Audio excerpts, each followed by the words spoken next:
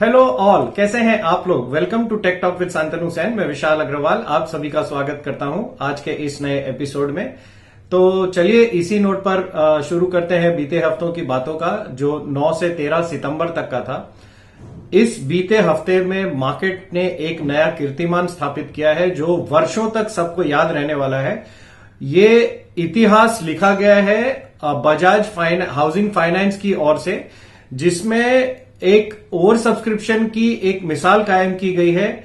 ये आईपीओ 6,500 करोड़ का था, जो करीब 63 से 64 गुना ओवर सब्सक्राइब होकर बंद हुआ है और इसमें 90 लाख एप्लीकेशंस आई है। इसमें सबसे बात बड़ी क्या है, इसमें सबसे बड़ी बात यह है कि सारे आईपीओ को इन दिनों काफी बड़ा सब्सक्रिप्शन तो मिल रहा है, लेकिन इस आईपीओ की खास बात यह रही कि इस आईपीओ को करीब 4 लाख करोड़ के बोलियां लगाई गई है इस आईपीओ के लिए। 4 लाख करोड़ यानी इतना बड़ा फिगर है कि भारत की इकोनॉमी का करीब 1.2% जीडीपी का ये हिस्सा हो जाता है। और आज तक इतनी बड़ी बोलियां किसी भी आईपीओ में आज तक नहीं लगाई गई हैं और ये वर्ल्ड ओवर अब इसके बारे में बातचीत और चर्चा हो रही है।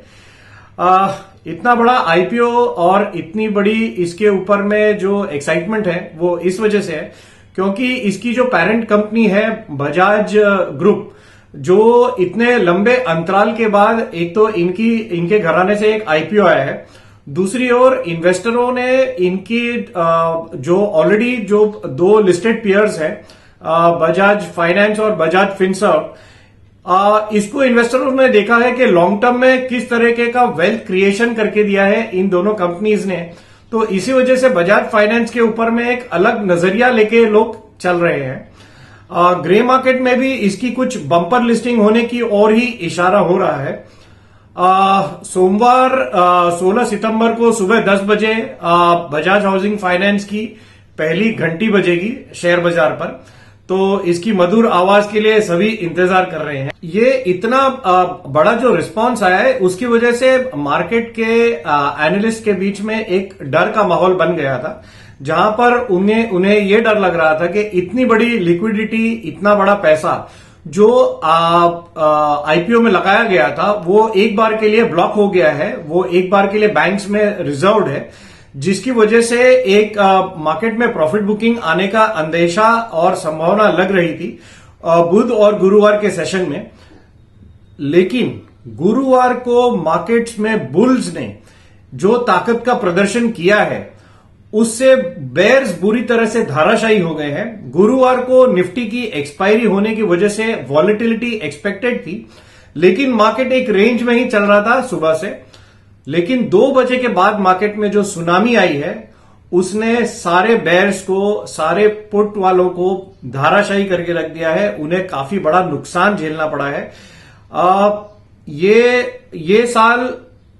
एक्चुअली साल के उन दिनों में से आता है जहां पर जो शॉर्ट करके और जो अपने ऑप्शन को बेचकर जो पैसा कमाते हैं उन्हें बुरी तरह से नुकसान लगता है इन दिनों में। और ये गुरुवार का सेशन एक उसी तरह का सेशन था जहां पर सभी बेयर्स को बहुत बुरी तरह से नुकसान लगा है। निफ्टी ने सिर्फ 1.5 घंटे के अंदर करीब 450 से 500 पॉइंट की धमाकेदार तेजी कर दी। इतनी बड़ी छलांग लगाने की किसी को उम्मीद ही नहीं थी, जिसकी वजह से जिन ट्रेडर्स ने शॉर्ट किया था उन्हें अपने सौदे काटने के लिए मौका ही नहीं मिला और उन्हें बाजार में दौड़ते हुए नजर आ रहे थे। और इसके बाद तो क्या है, इसके बाद तो एक वो चेन रिएक्शन होता है। जैसे ही जो शॉर्ट वाले हैं वो अपना पोजीशन काटने के लिए आते हैं और प्लस बुल्स ऑलरेडी अपनी बाइंग कर रहे होते हैं, जिसकी वजह से आपको और तेजी दिखने लग जाती है। 25,000 के लेवल से 25,400 के स्ट्राइक प्राइस तक इन दोनों के बीच में करीब 1 करोड़ शेयर ट्रेडर शॉर्ट थे। इतनी बड़ी पोजीशन मार्केट में कटने से भागादौड़ तो मचने ही वाली थी और इसकी वजह से ही आपको एक जो जबरदस्त तेजी, जो इतनी बड़ी तेजी, मतलब कोई सोच ही नहीं सकता है। 1.5 घंटे में 450-500 पॉइंट की तेजी कोई सोच ही नहीं सकता है, इतनी बड़ी तेजी हुई है। बाजार में इतनी सारी न्यूज भी चल रही थी जिसकी वजह से लोगों को लग रहा था कि मार्केट में एक प्रॉफिट बुकिंग आने का अंदेशा लगा रहे थे, लेकिन ये मार्केट रोरिंग बुल मार्केट के तौर पर अब देखा जा रहा है, जिसे नेगेटिव न्यूज को मैच्योरिटी से पचाकर और ऊपर बढ़ते जाना इस मार्केट ने अब सीख लिया है। अडानी ग्रुप के ऊपर फिर से हिंडनबर्ग ने कुछ एलिगेशंस लगाए कि उनके $310 बिलियन को स्विस अथॉरिटीज ने रोक लिया है, स्विस बैंक में रोका गया है। बाद में कंपनी ने इसका खंडन भी कर दिया है। मार्केट रेगुलेटर की चीफ के ऊपर में विपक्षी पार्टीज ने फिर से कुछ बड़े कॉर्पोरेट्स के साथ में उनका नाम जोड़ने की कोशिश की है। इन सभी कॉर्पोरेट्स और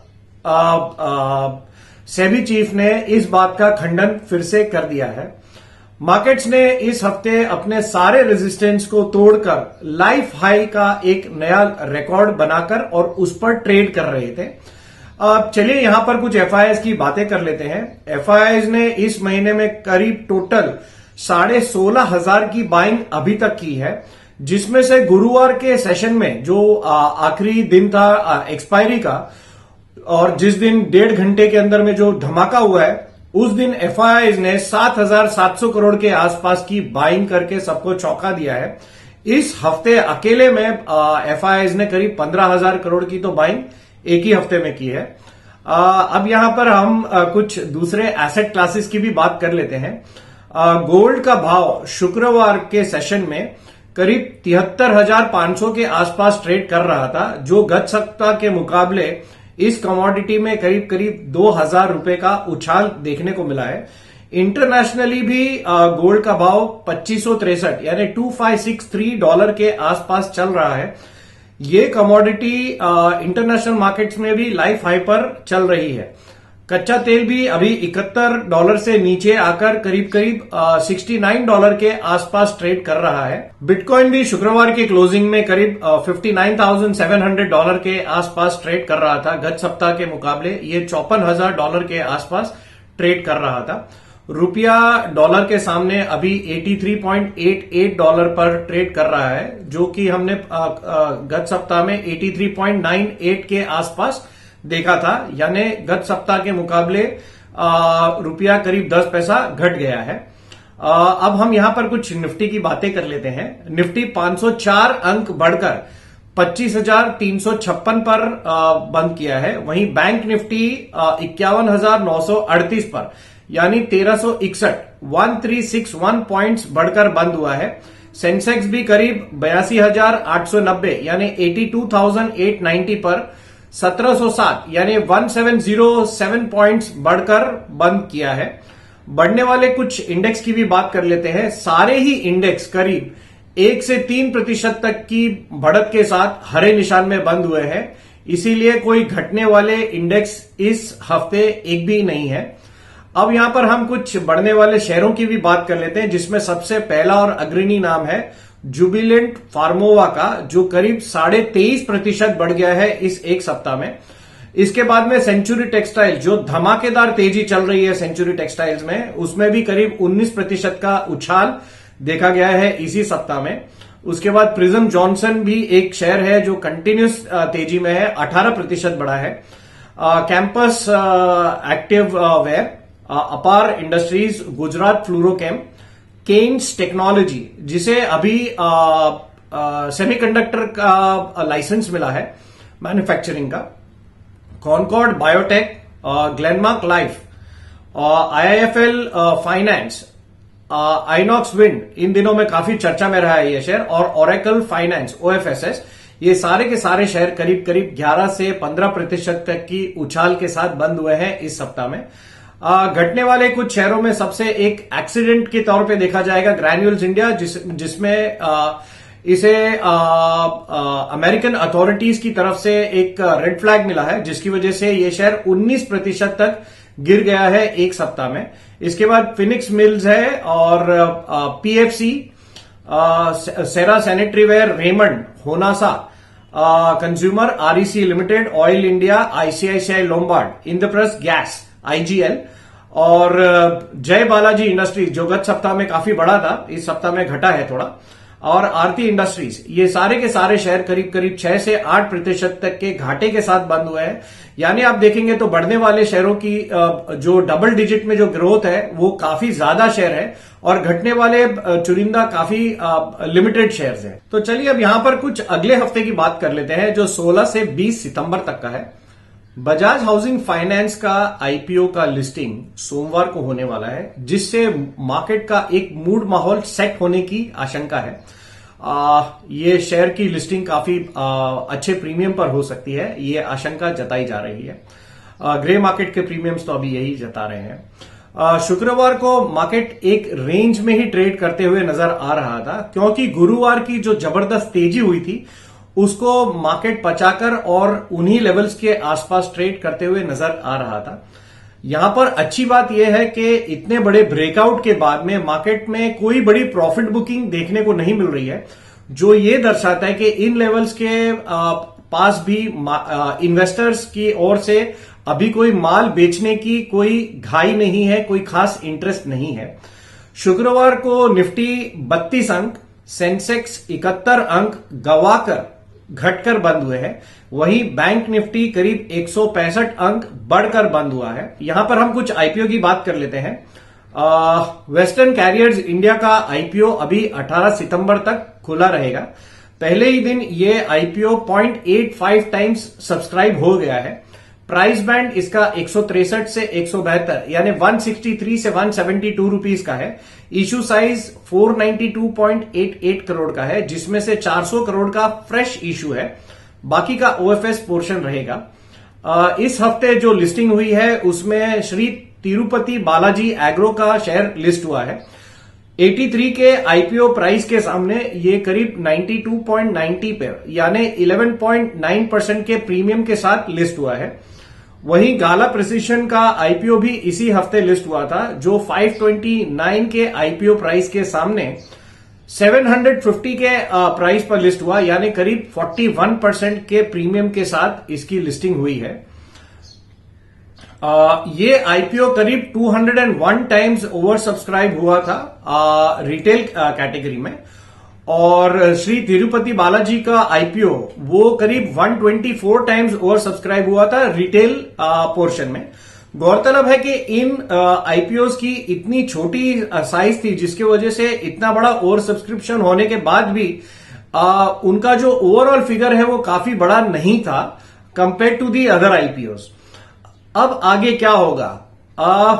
यूएस फेड की पॉलिसी मार्केट के लिए सबसे बड़ा ट्रिगर होगी अब आने वाले सप्ताह में। 17 से 18 सितंबर को एफओएमसी की जो बैठक है, जिसमें अनुमान है कि 0.25% यानी 0.25% रेट कट की उम्मीद की जा रही है। यहां पर फेड चेयरमैन जेरोम पॉवेल की स्पीच का सभी को बेसब्री से इंतजार है और सभी इस स्पीच को बारीकी से सुनने भी वाले हैं।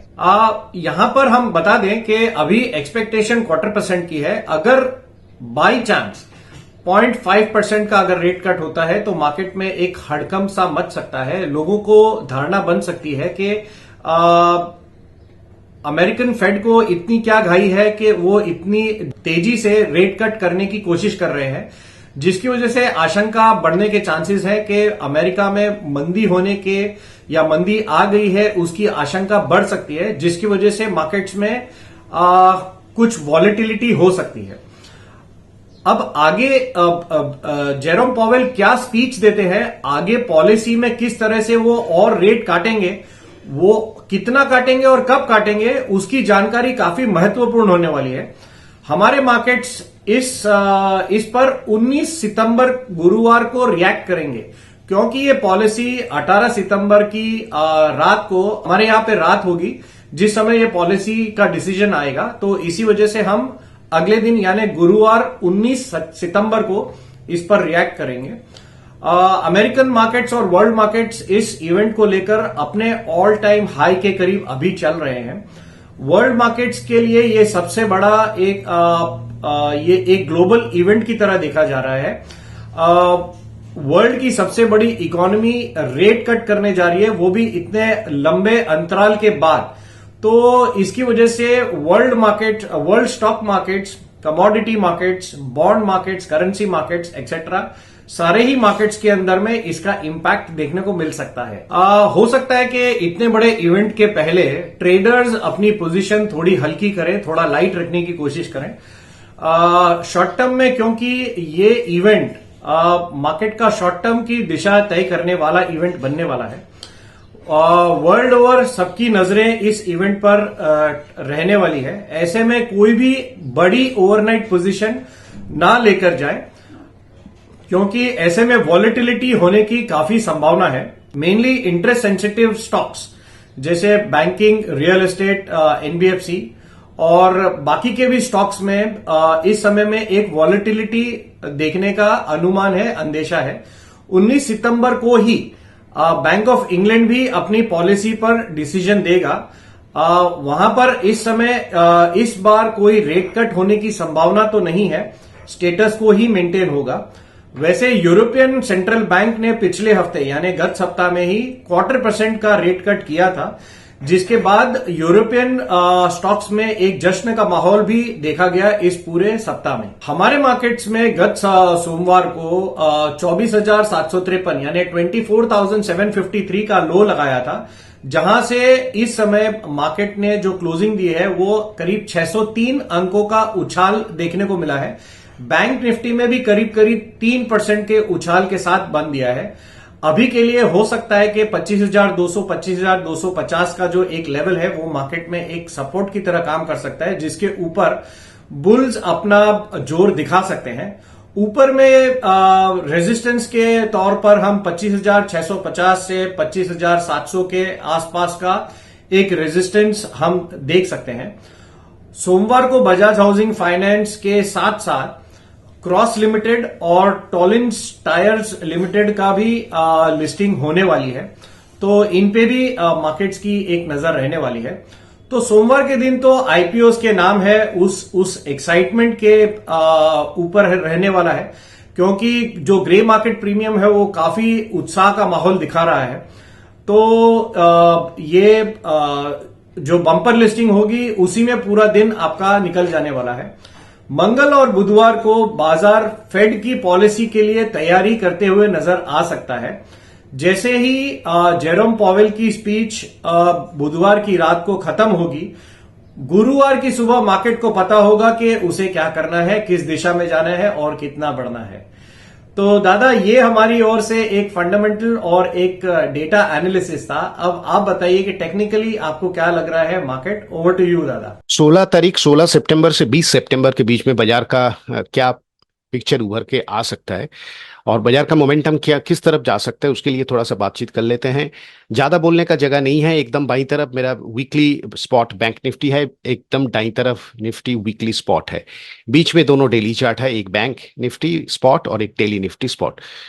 तो पहले वीकली अगर बात कर लेते हैं तो निफ्टी का वीकली और बैंक निफ्टी का वीकली दोनों देख के समझ में आ रहा है कि मोमेंटम वीकली के अंदर था और पॉजिटिव क्लोजिंग, दोनों ही क्लोजिंग 9 एक्सपोनेंशियल के ऊपर में रहा है। हालांकि निफ्टी मेंटेन कर रहा है, क्लोजिंग नीचे नहीं गया। बैंक निफ्टी लास्ट वीक में था, फिर नीचे, फिर इस वीक ऊपर में क्लोजिंग दिया। लेकिन कैंडल का साइज और जिस हिसाब से पैटर्न क्रिएट हुआ है, ये एक कैंडल स्टिक्स का हिसाब से एक पॉजिटिव बुलिश बुलिश इंडिकेशन हम लोग मान सकते हैं। वीकली दोनों चार्ट के हिसाब से देखा जाए तो बैंक निफ्टी के अंदर वीकली स्लोप एमएसीडी का जो चेंजेस हुआ है, जो बहुत दिन बाद चेंजेस हुआ है, दैट्स वाई थोड़ा सा मोमेंटम ज्यादा हो सकता है बैंक निफ्टी के अंदर, जो इतना दिन से थोड़ा हिचक रहा था। और weekly stochastics and RSI is concern momentum carry हो सकता है, इसका इंडिकेशन मिल रहा है। अब कितना हद तक फॉलो अप होगा वो थोड़ा डेली चार्ट विश्लेषण करने से हम लोग को समझ में आ जाएगा। एज वेल एज निफ्टी के अंदर भी वैसे ही है। निफ्टी हाईएस्ट एवर क्लोजिंग और नया हाई बना के, जिस हिसाब से हाईएस्ट क्लोजिंग नया हाई बना के रुका है, पॉजिटिविटी तो है चार्ट के अंदर और मोमेंटम कैरी होने का चांसेस है। लेकिन यहां एमएसीडी का स्लोप तो चेंज हुआ है, जैसे कि यहां पर स्लोप तो चेंज हुआ है, लेकिन ये स्लोप चेंज होने के बाद भी मोमेंटम कैरी होना चाहिए। नहीं तो निफ्टी के अंदर जो थोड़ा सा हिचक रहा है जाने के लिए, ऊपर जाने के लिए, वो सामने जो रेजिस्टेंस है वो थोड़ा सा फेस कर सकता है। और हायर एंड का जो कॉशन अप्रोच वो हमेशा लेना चाहिए। और निफ्टी और बैंक निफ्टी के अंदर सिमिलरिटी जिस हिसाब से बना है उसी हिसाब से देखा जाए, अगर बैंक निफ्टी के अंदर मोमेंटम बनता है तो ऑब्वियसली निफ्टी के अंदर भी मोमेंटम ज्यादा बन सकता है।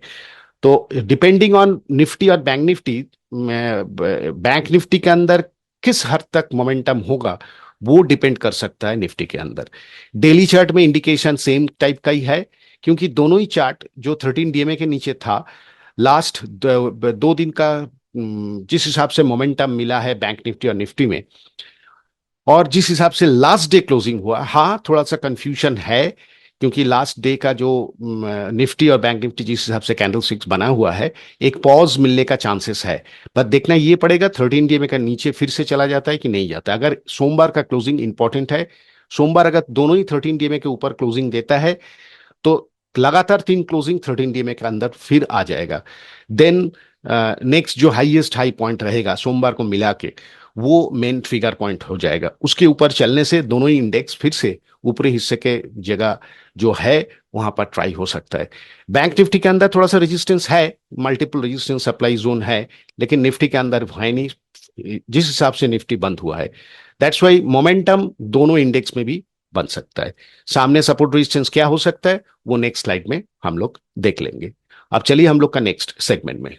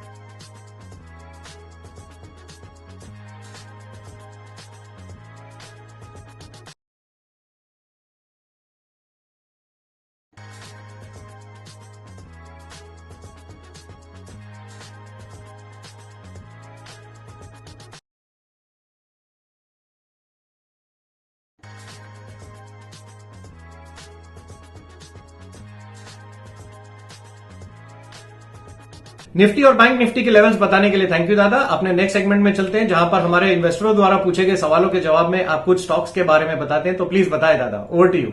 आज जो तीनों स्टॉक के ऊपर टेक्निकल विश्लेषण करेंगे, ये खाली एक विश्लेषण है, ये कोई रिकमेंडेशन नहीं है। एक है एस्ट्रा माइक्रोवेव, सेकंड है big lock construction, and third है JSW इंफ्रा। तो पहले एस्ट्रा से शुरू करते हैं। एस्ट्रा माइक्रोवेव काफी हद तक जो मोमेंटम मिला है, जो 150-200 का में जो रेंज था वो 2021 के बाद से जो ब्रेकआउट हुआ था उसके बाद से कंटिन्यूअस चला है, और थोड़ा पैराबोलिक राइज भी हुआ है। अब वो राइज के अंदर बार बार देखा जाए तो 1326 का जो बीच वाला जोन, जहां जब भी ये आया है, ये स्टॉक कुछ कूल डाउन होके फिर से चालू हुआ अपवर्ड मोमेंटम। इस बार जिस हिसाब से क्लोजिंग है और वीकली क्लोजिंग जहां पर दिया है, मेरे हिसाब से चार्ट थोड़ा पॉजिटिव इंडिकेशन कर रहा है। 950 के ऊपर चलना, क्योंकि 920 में क्लोजिंग है, 950 के ऊपर चलना, ये स्टार्ट के अंदर फिर से एक मोमेंटम बनने का उम्मीद बन सकता है। तो दैट्स वाई ये स्टॉक के अंदर हम लोग रेडर लिस्ट में डाल सकता है। बट ये कोई रिकमेंडेशन नहीं है, क्योंकि ये पॉज क्यों देखना चाहिए, क्योंकि वीकली MACD का स्लोप अभी भी चेंजेस नहीं हुआ है। हालांकि 1326 का बीच वाला जोन से घूम के ऊपर जाने का जो इरादा रखा है चार्ट, वो किस हद तक जाएगा, क्योंकि इसका फॉलो अप ट्रेंड देखना पड़ेगा। RSI एंड स्टोचैस्टिक्स मोमेंटम तो है, लेकिन RSI में नया हाई बनने के लिए, ये जोन का नया हाई मतलब ये वीकली जोन का नया हाई बनने के लिए मोमेंटम चाहिए। क्या है मोमेंटम कैरी कर पाएगा? दैट्स वाई जिस हिसाब से प्राइस क्लोजिंग हुआ है, मैं नेक्स्ट वीक ऑनवर्ड जरूर इस स्टॉक को रेडर लिस्ट में डालूंगा, कम से कम 3 हफ्ता से लेके 3 महीना। बिग लॉक शायद अभी लास्ट वीक या कुछ दिन पहले ही इसका जो बोनस इशू हुआ था उसके बाद से ये स्टॉक एक रेंज में आ गया जो प्राइस था। But stock price is concern, ये थोड़ा सा मोमेंटम फिर से कूल डाउन, थोड़ा मोमेंटम फिर कूल डाउन, ऐसे करके मोमेंटम मिला फिर कूल डाउन होके मोमेंटम चेंज होने का इंडिकेशन मिल रहा है। वही 1326 बार बार जो चीज मैं बताते आ रहा हूं आप लोग को वीकली चार्ट के अंदर, इसका MACD का चेंजेस है। वीकली स्टोचैस्टिक्स और RSI मोमेंटम क्रिएट करने के लिए रेडी है। क्या ये मोमेंटम कंटिन्यू होगा? इसके लिए मैं ये स्टॉक को रेडार लिस्ट में रखूंगा। नेक्स्ट स्टॉक है JSW इंफ्रा। ज्यादा दिन का डेटा है नहीं, लेकिन फिर भी जिस हिसाब से कूल डाउन होकर प्राइस मोमेंटम घूमने का कोशिश कर रहा है, ये स्टॉक भी मैं नेक्स्ट वीक में रेडार में डालूंगा। और देखेंगे कि ये तीनों स्टॉक जिस हिसाब से क्लोजिंग है और चार्ट जहां पर क्लोजिंग हुआ है, एक छोटा टाइम मतलब कम से कम 3 सप्ताह और 3 महीने के अंदर ये व्यू रख के चार्ट का क्या डेवलपमेंट होता है ये जरूर हम ऑब्जर्वेशन में रखेंगे। चलिए हम लोग का नेक्स्ट सेगमेंट में। स्टॉक्स की जानकारी देने के लिए थैंक यू दादा। अपने नेक्स्ट सेगमेंट में चलते हैं जहां पर आप कुछ ब्रेकआउट स्टॉक्स के बारे में बताते हैं, तो प्लीज बताएं दादा, ओवर टू यू।